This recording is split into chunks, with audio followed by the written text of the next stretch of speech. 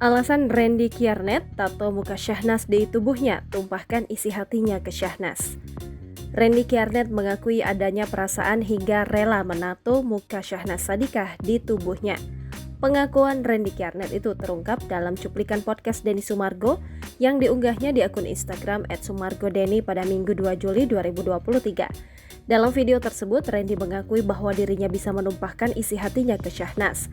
Pada kesempatan yang sama, Denny Sumargo yang mendengarnya tak menyangka hal itu dilakukan oleh Randy. Adapun Randy mencintai Syahnas karena dirinya sudah terlanjur nyaman dengan istri JJ Govinda itu.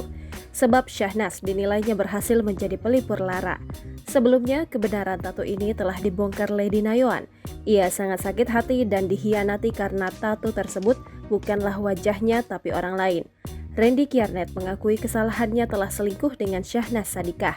Bahkan, anak-anaknya pun mengetahui ayahnya itu berselingkuh.